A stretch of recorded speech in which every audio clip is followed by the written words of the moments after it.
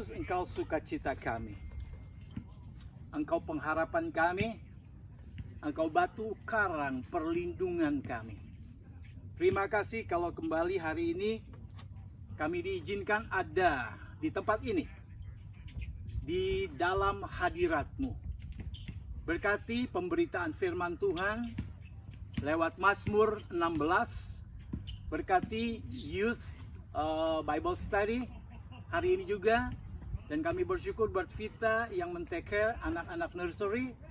Tuhan, kami semua bersama-sama boleh menikmati berkat, anugerah, kasih sayang dari Tuhan lewat Sunday service hari ini.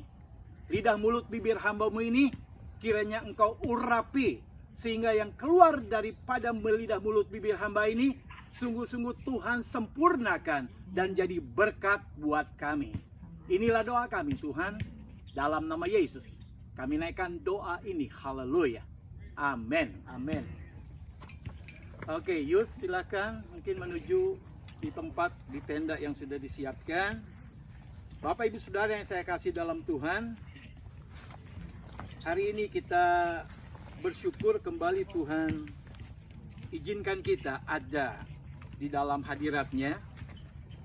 Kembali saya buat khotbah serial hanya 2 kali. Hari ini ayat 1 sampai ayat yang ke-6.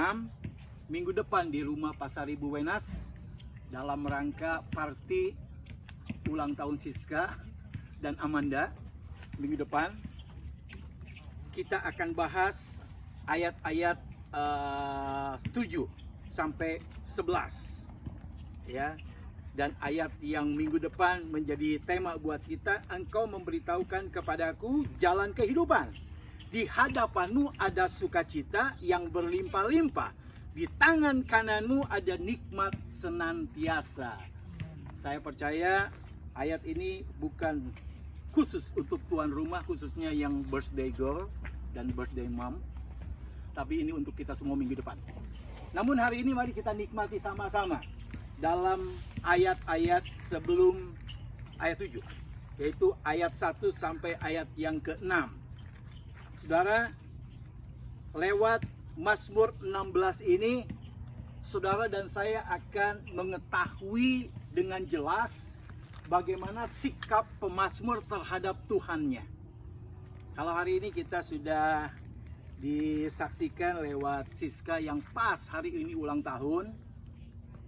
Nanti setelah khotbah saya percaya Rian or Medi, mana Medi?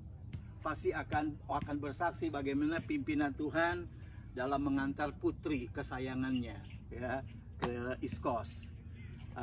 Dan di situ pasti akan diceritakan bagaimana Tuhan Allah perlindungan. Minggu lalu Pak Toman menyatakan Allah perlindungan. Bedanya Tuhan yang disembah sama Pak Toman dengan Tuhan yang disembah oleh teman-temannya, ya teman-temannya kena tiket, dia enggak. Salah satu buktinya. Oke, baik teman-teman sekalian, saya rindu supaya hari ini selagi kita masih ada di ruangan gedung gereja, coba hirup udara sedalam-dalamnya, membuat elang kita terbuka lebar-lebar dan enggak sesek rasanya, kita lega. Itulah penyertaan Tuhan, itulah bukti kalau Tuhan ada dan tetap tinggal di dalam hati kita, dalam hidup kita sebagai para pengikut Kristus. Nah, pemazmur dalam Mazmurnya nomor 16, dia memberitahukan dan menyaksikan lewat hidupnya sikap dia terhadap Tuhannya. Bagaimana keyakinan si pemazmur ini dapat mempengaruhi sikapnya dalam dia melakukan dan menjalani kehidupannya hari lepas hari. Dan saya berharap minggu ini dan minggu depan, saudara akan menerima beberapa hal yang dapat kita lakukan, terapkan, seperti yang dilakukan oleh si pemazmur. Ya, jadi minggu ini, khususnya saat ini, kita akan terima rema, berkat firman Tuhan. Firman Tuhan akan hidup dan berkuasa kalau saudara terapkan, lakukan, aplikasikan dalam kehidupan kita. Ya, Mazmur ini kalau kita lihat miktam itu bentuk pujian, bentuk doa permohonan. Jadi Daud ini seorang pemazmur, penyair, kadang dia menulis kesaksian hidupnya, kadang dia menulis syair dalam bentuk pujian, kadang dia menulis syair dan kata-kata yang merupakan doa permohonan dia kepada Tuhannya. Jadi saudara perhatikan ayat yang pertama dalam Mazmur 16, kata-katanya, jagalah aku ya Allah, sebab padamu aku berlindung. Saudara, kalau kita perhatikan kata-kata kalimat si pemazmur ini, dia adalah seorang yang cukup akrab dengan Tuhannya. Coba ingat sedikit lagi, review sejenak 3 khotbah serial minggu lalu. Kalau saudara ingin mendapatkan kekuatan dari Allah, poin yang pertama, engkau dan saya perlu, hukumnya kudu, harus memiliki pengalaman rohani. Nggak bisa bonceng-boncengan, biarlah istri saya lah yang setia. Biarlah anak-anak saya lah yang dari kecil setialah di sekolah minggu. Saya kan orang tua. Saya kan sudah tua, kata Pak Toman tadi. Nah, kita nggak bisa bonceng-boncengan. Untuk memiliki pengalaman rohani, itu perlu kita rasakan secara pribadi. Nah, sebagai bukti si pemazmur ini kok bisa-bisanya dia mengucapkan kalimat, ya Allah, jagalah aku, sebab padamu aku berlindung. Jadi punya hubungan yang intim dengan Tuhannya, punya hubungan yang manis dengan Tuhannya, yang dibuktikan dalam permohonan doa kepadanya. Jadi Daud mempunyai keyakinan yang kokoh, yang very strong belief. Dia punya keyakinan sungguh kuat kepada Tuhannya, dan dia menganggap Tuhan yang dia sembah adalah satu-satunya sumber perlindungan. Tadi Medi lagi keluar, tadi yang kesaksian hanya Siska. Bagaimana Tuhan sumber berkat, dan saya percaya nanti setelah khotbah atau sebelum pengumuman, Medi atau Rian come forward, saksikan bagaimana Tuhan melindungi kalian, mengantarkan putri kesayangannya ke East Coast, ya. Dan saya percaya sepanjang perjalanan Medi atau Rian akan menunjukkan dan membuktikan Tuhan Allah perlindungan. Ini masih mending gak ditembak. Nanti kan kalau ditembak, ayo sekarang kesaksian. It's me. Tapi biarlah ini semua kita sungguh-sungguh menjadi lebih dewasa di hadapan Tuhan, karena kita adalah pengikut Kristus, punya pengalaman rohani, berjalan bersama dengan Kristus, baik suram maupun suka, ya. Dan kembali kepada si pemazmur ini, dia adalah orang yang punya hubungan yang akrab, yang manis, yang intim, yang erat dengan Tuhannya. Dan dia katakan, ya Allah, jagalah aku, karena Engkaulah sumber perlindunganku. Artinya, hanya Engkau Tuhan satu-satunya sumber perlindunganku. Dikatakan bukan hanya perlindungan, tapi juga sumber kebahagiaan. Kalau saudara ngikuti dan follow my Instagram atau Facebook, 2 hari dalam minggu lalu saya di-off-kan dari tempat kerja. Jadi makanya ini siapa pendeta kok kayaknya nggak gawe ya, biking terus. memang off 2 hari, ya. Lalu my editor atau my cameraman, my sweetheart. Jadi saya hanya buat itu aja videonya, tapi yang postingnya sebetulnya istri saya. Nah, saya kagum karena ada kata-kata yang dia dapatkan. You cannot buy happiness, tapi you can buy a bike. Ya. Jadi kebahagiaan kita nggak bisa beli dimanapun. Walaupun ada orang yang big sale, this is a great happiness. Kebahagiaan yang kita bisa dapatkan, kebahagiaan yang sejati, maksud saya, yang langgeng, yang kekal, hanya ada di dalam Yesus dan Tuhan yang disembah oleh pemazmur. Makanya mari kita aminkan bahwa Dia Allah bukan hanya sekedar sumber perlindungan kita, tapi Dia juga adalah sumber kebahagiaan kita. Amin. Dia adalah sumber keselamatan, penghiburan, sumber segalanya buat kita. Karena itu Daud kembali lagi dia membuktikan, jagalah aku ya Allah. Di sini Daud 100% sungguh-sungguh dia percaya dan dia tahu bahwa Allahnya akan melindungi dia, bukan hanya sekali-sekali. Yang namanya sumber perlindungan setiap saat, nggak akan pernah berhenti. Itu yang namanya perlindungan Tuhan. Itu yang diyakini oleh si pemazmur di sini. Jadi perlindungan Allah itu berkesinambungan secara utuh, komplit. Kalau Tuhan melindungi, nggak setengah-setengah. Dia akan melindungi kita senantiasa, sehingga si pemazmur merasa aman. Pemazmur di sini merasa tidak takut dan khawatir. Saya sempat khawatir waktu saya di-off-kan 2 hari. Karena saya merasa hari Seninnya saya capek banget. Coworker saya malasnya minta ampun. Bukan hanya saya yang komplain, semua departemen. Karena dia keliling-keliling kemana-mana. Memang itu personality dia. Semua orang dia kasih ini. Kenal atau nggak kenal, dia gitu. Jadi kalau tanya, oh saya tahu dia, oh saya tahu dia. Sampai yang the owner of the company, dia bilang, saya akrab dengan dia. Rada-rada memang. Jadi hari Senin itu saya capek, sehingga Selasa pagi, aduh, kayaknya DC banget gitu. Ya ada sedikit lah malas, I'm a human being. Karena capek sebelumnya. Terus akhirnya saya teks kepada manajer saya bilang, sorry saya nggak bisa kerja, kayaknya DC, kayaknya setelah bangun tuh DC banget.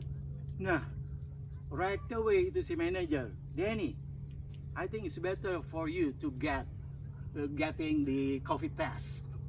Jadi saya disuruh untuk tes COVID. Akhirnya setengah 2 hari itu juga saya dapat schedule appointment untuk memeriksakan diri. Udah, akhirnya saya bawa istri juga sama-sama. Kenny sebelumnya dia juga disuruh oleh Unity Company. Nah, sebelum kami mendapatkan resultnya, I have to be honest with you, saya rasa khawatir. Sempet, kalau saya positif, sempet terlintas. Tapi finally, hampir 2 hari, akhirnya dapat. Dan sebelum saya dapat resultnya, manajer saya berkata, Danny, kamu harus dapatkan resultnya sebelum kamu balik kerja. Lalu nurse yang periksa saya, tunggu ya 5-7 hari, kamu baru dapat lewat email. In my mind, bisa sih gunain vacation pergi San Francisco atau pergi kemana ini seminggu ini. Tapi kan nggak dibayar. Nah, akhirnya betul saudara, setelah saya bilang, Jim, manajer saya, gimana? 7 hari aku harus tunggu? Oke, I'll ask my HR. Tapi saya pikir ya sudah, kalaupun memang harus tunggu, tapi ternyata sudah hampir 2 hari result itu datang dan negatif. Lalu saya udah oke. Terus istri saya, loh kok kamu dapat lebih dulu? Saya kapan? Karena saya memang harus kerja kali, jadi dikasihnya lebih cepat. Jadi saya bilang ke manajer, oke, good news Danny, oke, go back to work. Akhirnya saya balik. Kenny yang lebih dulu dari saya, dia juga more worry. Wih, Dad, kayaknya ini kalau ditunda-tunda, must be something wrong with me. Tapi dasar anak muda, nggak apa-apa lah, hopefully 14 hari disuruh off. Terus mamanya bilang, lu jangan punya negative thinking. Dia maki-maki. Nah akhirnya saudara, setelah saya masuk kerja, jam 8 pagi datang another message yang memberikan result tentang istri saya, negative too. Lalu kami posting di family WhatsApp group Cahaya Jaya. Akhirnya Candy di bawahnya, mine too. Negatif. Saudara, saya katakan kepada Bapak Saudara, as a human being, saya pernah khawatir. Saya percaya Daud pun pernah khawatir. Tetapi kembali kepada keyakinan yang dia miliki, bahwa Allah sumber perlindungan, sehingga dia merasa aman, sumber kebahagiaan, sehingga dia tidak merasa khawatir. Ya khawatir sempat sedikit, tapi nggak the whole day, atau the whole week, whole month, or whole life. Khawatir terus. Itu tidak membuktikan bahwa kita punya keyakinan Dia Allah, sumber kebahagiaan, sumber penghiburan buat kita. Nah, oleh sebab itu, Bapak Ibu Saudara yang saya kasih di dalam Tuhan, hari ini kita ditunjukkan oleh Tuhan bahwa Daud mencari satu pribadi yang tepat, yaitu Allah yang dia sembah. Allah yang dikatakan Allah yang baik, Allah yang sungguh-sungguh dapat dipercayai, menggantungkan dirinya kepada satu pribadi yang cukup kuat untuk kita bersandar. Saudara, kalau saudara mau bersandar kepada sesuatu tiang, pasti saudara akan perhatikan dulu apakah ini tiang kuat atau enggak. Kalau kira-kira akan mudah roboh, I don't think so. Engkau akan menyenderkan. Ya, kalau kira-kira wah ini kokoh, ini kuat walaupun badai topan menerpa, oh ini tiang ini kuat. Daud mendapatkan satu pribadi yang tidak perlu diragukan lagi. Yang saat ini kita sembah, Yesus namanya. Kalau saudara mau menitipkan barang sesuatu yang berharga apalagi, atau menitipkan anak cucu kita, tentu nggak akan sembarangan pilih orang. Pasti at least kita akan pilih orang yang dekat dengan kita, orang yang dapat kita percayai, sehingga barang berharga kita warranty lah, nggak akan hilang, nggak akan dia apa-apain. Anak atau cucu kita yang kita titipkan pastilah nggak akan digigit, ya, akan di take care. Waktu di Atlanta, istri saya pernah jaga anak dari jemaat. Lalu anak itu dibawa, terus orang tuanya kerja. Let's say jam 10 pagi drop, terus pulang nanti jam 10, jam 11 malam baru pick up. Anak itu dalam keadaan sakit atau enggak, pokoknya titipkan ke ibu pendeta, ya kan? Orang tuanya bisa kerja. Nah, bagi orang tua yang menitipkan anaknya ke ibu pendeta, bukan hanya sekedar saya suaminya, itu benefitnya, manfaatnya, blessingnya more. Kenapa? Udah didoain, diajarin cerita Alkitab, ya, disuapin, sakit dikasih obat, pokoknya tenang lah saudara. Tetap ibu pendeta manusia.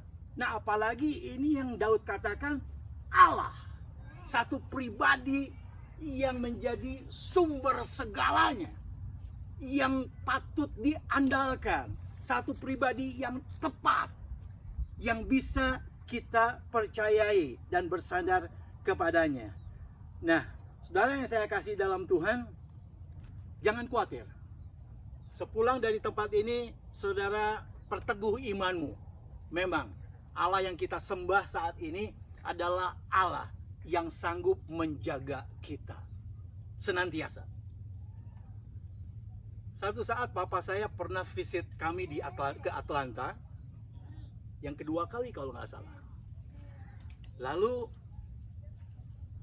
ya biasalah kalau seorang ayah itu, walaupun anaknya pendeta, dia sempat bicara dengan salah satu pemimpin gereja di sana. namanya Pak Handoko. Teddy kenal banget Pak Handoko karena dari New York juga. Almarhum papa saya berkata, Pak Handoko, titip ya, jaga anak saya. Walaupun saya pendeta dari Pak Handoko, tapi ayah dengan akrab, dengan please ya, sebagai ya bisa dikatakan Pak Handoko ketua jemaat lah, seperti Pak Yan gitu.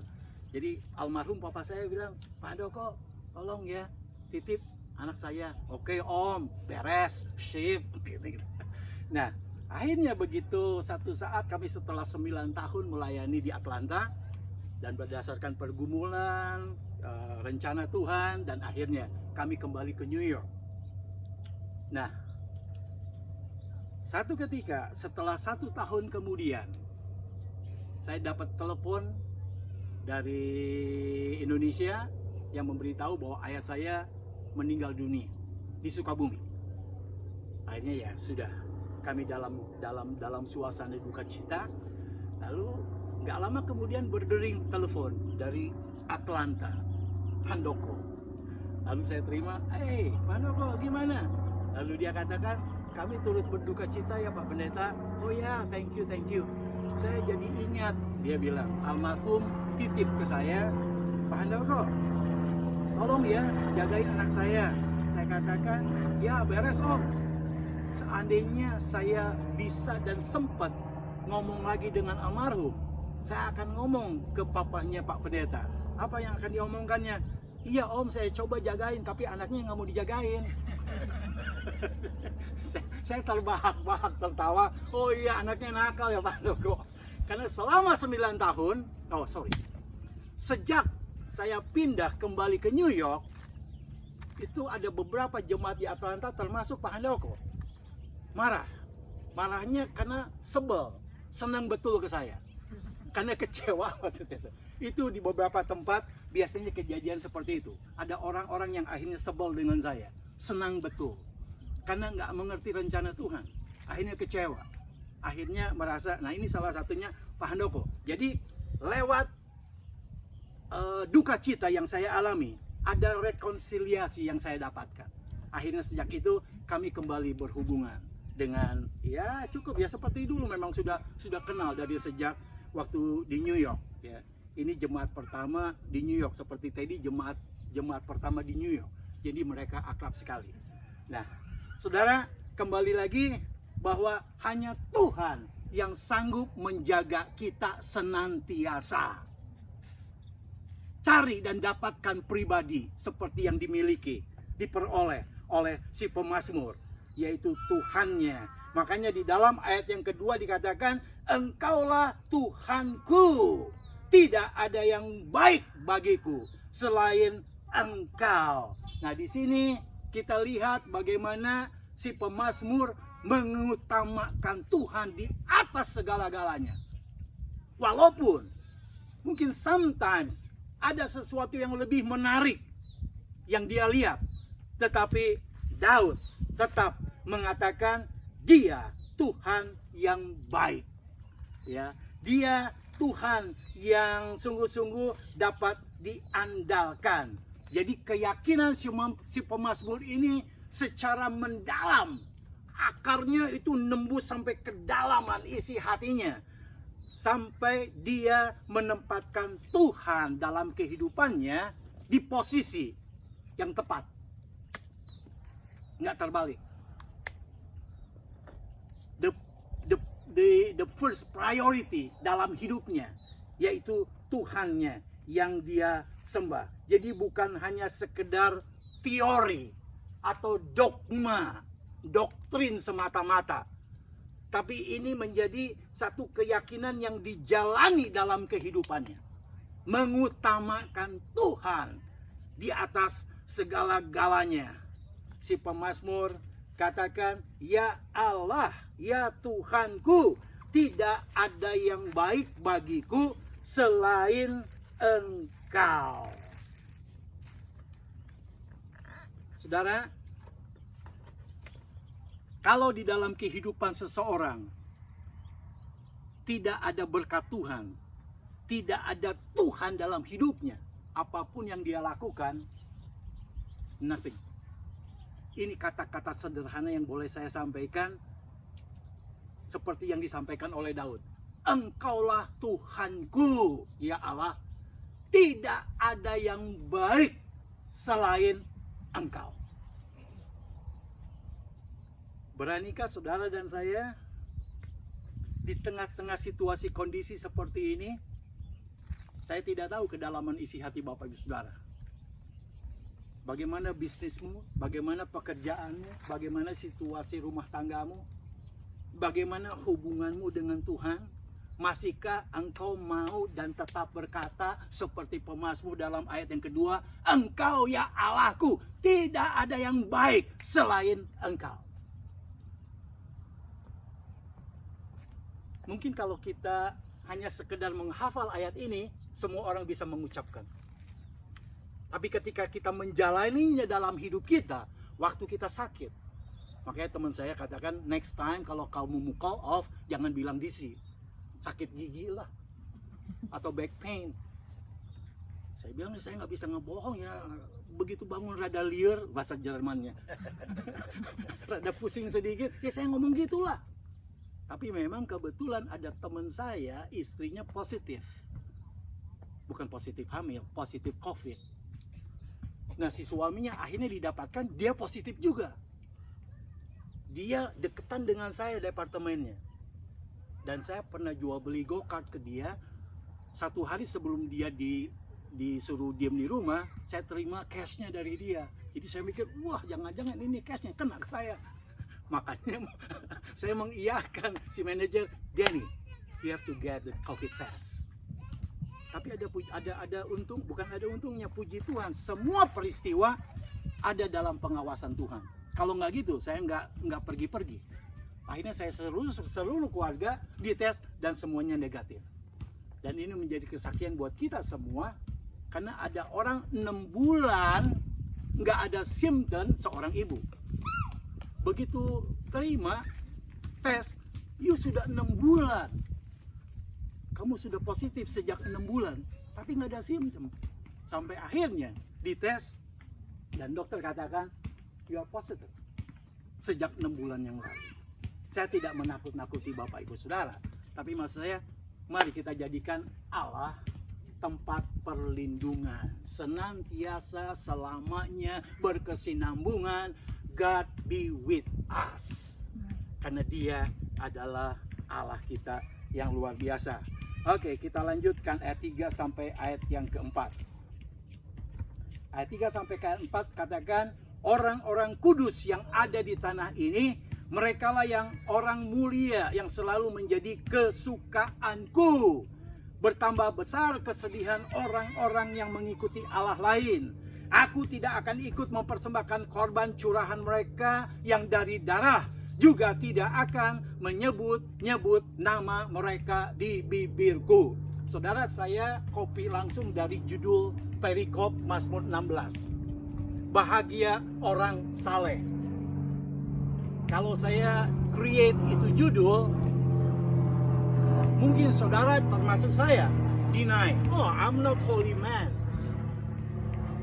Tapi ini kata-kata dari Alkitab, orang-orang yang dibuat saleh sama Tuhan, orang-orang yang dikuduskan sama Tuhan. Makanya ada ayat Alkitab, kita akan berkumpul dengan orang-orang kudus ketika kita ada di hadapan Tuhan, dikumpulkan bersama-sama dengan mereka. Jadi don't feel guilty or ashamed as, oh I'm not holy Pak Pendeta. No, kita dibuat holy sama Tuhan. Kita dikuduskan sama Tuhan. Kita dibuat saleh sama Tuhan. Makanya judul perikop ini kalau disederhanakan, berbahagianya jadi orang saleh. Berbahagianya jadi orang yang dikuduskan sama Tuhan. Nah ini salah satunya. Orang-orang kudus yang ada di tanah ini, merekalah orang mulia yang selalu menjadi kesukaanku. Sikap Tuhan kepada orang-orang saleh, kepada orang-orang kudus, itu dia katakan Tuhan menyenanginya, Tuhan menyukainya. Tuhan berkenan kepada mereka, menjadi kesukaanku, kata firman Tuhan. Orang-orang kudus di tanah ini di tanah Park ini sekarang ini, kata Tuhan, menjadi kesayanganku. Luar biasa. Ya, saudara-saudara yang saya kasih dalam Tuhan, pemazmur di sini malah lebih tegas mengatakan bahwa dalam ayat yang keempat tadi, bertambah besar kesedihan orang-orang yang mengikuti Allah lain. Aku tidak akan ikut mempersembahkan korban curahan mereka dari darah, juga tidak akan menyebut-nyebut nama mereka di bibirku. You see, orang yang tidak menyembah Allah yang benar, di sini disebutnya menyembah Allah-Allah lain. Tuhan katakan apa? Namanya aja nggak akan disebut sama Tuhan. Jadi berbahagialah saudara yang ada di tanah Park ini, yang disebut orang-orang kudus, karena Tuhan katakan, engkaulah kesukaanku, engkaulah kesayanganku. Sedangkan orang-orang yang tidak mau kenal sama Tuhan yang kita sembah, malah menyembah Allah lain, Tuhan katakan, nyebut namanya aja di bibirku, aku ogah. Wow. Saudara, saya berharap ini satu penghiburan buat saya dan saudara. Nggak salah engkau menjadikan Tuhan satu pribadi yang dapat kau andalkan, menjadi sumber penghiburan, menjadi sumber kebahagiaanmu, menjadi sumber segalanya bagimu. Yes, He is the one. Seperti yang diakui oleh si pemazmur. Daud merasakan betapa bahagianya hidup sebagai orang saleh. Daud di sini merasakan bagaimana Allah menjaga dia, Allah menjadi tempat perlindungannya. Sedangkan zaman saat itu dia tulis syair ini, yang namanya kemurtatan, yang namanya penyembahan kepada Allah lain, sedang leluasa, sedang meluas. Di mana-mana terjadi, penyimpangan demi penyimpangan sedang terjadi pada zaman itu. Dan inilah latar belakang kenapa si Daud menulis syair Mazmur 16. Dia ingin menunjukkan perbedaan kebahagiaan orang saleh, ya, kebahagiaan dengan keadaan yang menyedihkan saat itu, karena ada banyak orang-orang yang menyembah berhala, menyembah Allah-Allah lain saat itu. Oke, bagian yang terakhir untuk hari ini, ayat yang kelima dan keenam, sebagai bagian yang terakhir. Ya Tuhan, Engkaulah bagian warisanku dan pialaku. Engkau sendirilah yang meneguhkan bagian yang diundikan kepadaku. Saudara, di sini saya ingin sisipkan pengetahuan rohani.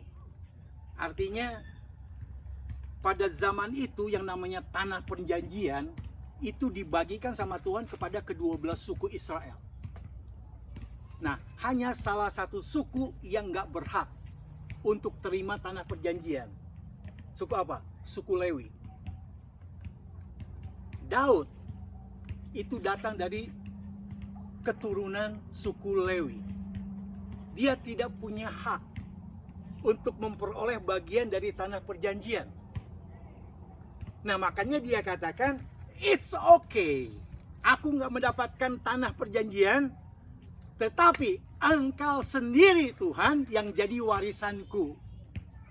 Engkau sendiri Tuhan yang akan Engkau berikan kepadaku. Wow, dahsyat, luar biasa. Ini bahagianya orang-orang saleh. Di samping menjadi kesayangan Tuhan, Tuhan senang kepadanya, Tuhan juga yang menjadi warisan. Karena itu yang the most important things buat kita, memiliki Tuhan yang menjadi sumber segalanya, daripada hanya mungkin sepetak dari tanah perjanjian toh. Ya boleh kalau kita katakan Ya baguslah Pak Pendeta, udah dapat Tuhan dalam hidup kita, juga bonusnya dapat bagian tanah perjanjian. Makanya beberapa aliran gereja yang maybe more put priority prosperity, kemakmuran, karena ini salah satunya. Masa hanya nanti kita terima hidup kekal di sorga toh, sementara kita hidup di dalam dunia melarat, susah, terus pikul salib. Ya sesuai dengan imannya, kita pun jangan selalu jadi ekor, jadi kepala. Karena imannya ya terus itu dikejar dan akhirnya jadi kepala juga. Ya kan? Sedangkan mungkin sebagian dari kita yang, nah Tuhan Yesus aja pikul salib, ya kita harus sengsara lah, ya sengsara aja terus. Nanti akhirnya di sorga baru kita menikmati hidup yang kekal. Itu kan Pak Pendeta yang the most important for us. Yes, amin. Tapi kalau Tuhan izinkan juga selama kita hidup di dalam dunia menjadi saluran berkat buat banyak orang. Kalau kita nggak punya apa-apa, apa yang perlu kita? Ya doa dan kasih. Ya kalau Tuhan percayakan ada hal-hal yang bisa kita bagikan secara materi, why not? Ya, jadi sekali lagi teman-teman sekalian, ini yang Daud saksikan. Jadi menurut perjanjian lama yang saya katakan tadi, tanah perjanjian itu diperuntukkan dan dibagikan kepada ke-12 suku Israel. Hanya satu suku yang tidak berhak untuk terima, yaitu suku Lewi. Tetapi Daud saksikan bahwa suku Lewi yang tidak mendapatkan warisan tanah tersebut, tetapi mereka mendapatkan warisan yang adalah Tuhan Allah itu sendiri dalam hidupnya. Jadi itu yang lebih berharga di dalam kehidupan orang-orang saleh, orang-orang yang Tuhan kuduskan, yang tidak ada taraknya dengan berkat-berkat yang lainnya. Inilah yang menjamin kebahagiaan yang sejati, karena warisan yang diterima oleh orang-orang yang saleh, yaitu Tuhan sendiri, jadi warisannya. Itu yang bisa mengubah sikap hidupnya. Nah saudara-saudara yang saya kasih dalam Tuhan, Pak Pendeta, siapakah orang Lewi itu? Saya tutup khotbah ini dengan penjelasan singkat tentang orang Lewi. Dalam Keluaran 32 ayat 26. Keluaran 32 ayat 26. Maka berdirilah Musa di pintu gerbang perkemahan itu serta berkata, siapa yang memihak kepada Tuhan, datanglah kepadaku. Lalu berkumpullah kepadanya seluruh Bani Lewi. Jadi rupanya ketika Musa pergi ke atas Gunung Sinai, siap menerima hukum Tuhan, orang-orang Israel yang di bawah gunung itu nggak sabar. Akhirnya apa yang mereka perbuat? Mereka berteriak kepada Harun, tolong dirikan patung emas buat kami, pengganti Allah yang hidup. Nih kami punya emas, semua dikasih emasnya dilebur, akhirnya jadi patung. Akhirnya mereka menyembah patung emas itu. Setelah Musa turun membawa kedua loh batu hukum Tuhan, Musa marahnya minta ampun dan merobohkan itu patung emas itu.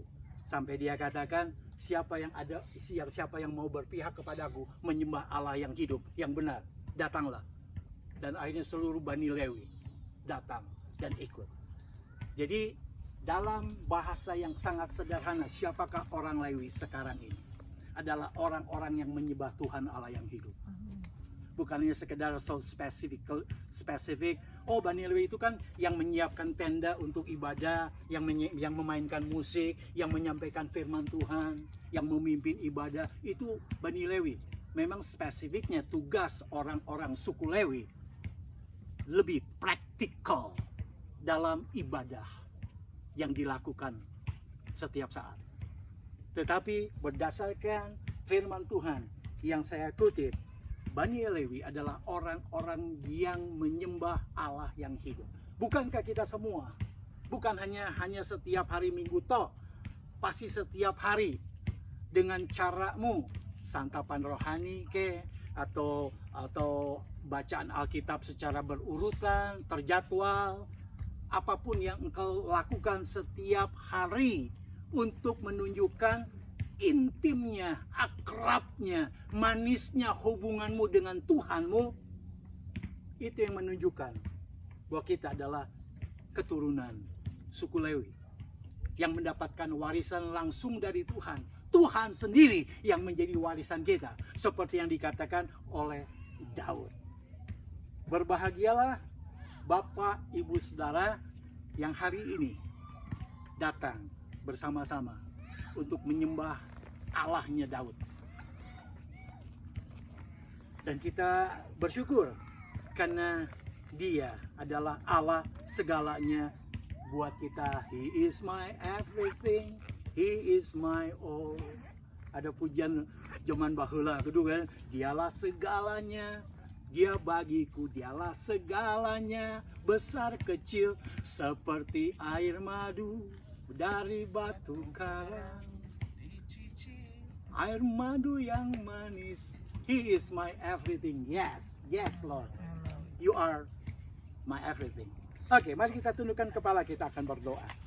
Tuhan Yesus, kami berterima kasih karena kami layak disebut menjadi orang-orang kudus, orang-orang saleh. Dan kami dibuktikan dengan kesaksian pemazmur Daud bahwa betapa bahagianya menjadi orang saleh, yaitu orang yang menyembah Allah yang hidup. Tuhan, biarlah firman Tuhan yang boleh kami dengar saat ini sungguh menjadi hidup dan menjadi rema, terlebih-lebih ketika kami aplikasikan dalam hidup kami hari lepas hari. Inilah doa kami Tuhan, hamba-Mu selesai berbicara, namun hamba percaya Tuhan Allah sumber perlindungan sungguh akan menyertai kami mulai hari ini sampai selama-lamanya. Terima kasih Tuhan Yesus, terima kasih. Inilah doa kami, dalam nama Yesus kami berdoa. Amin.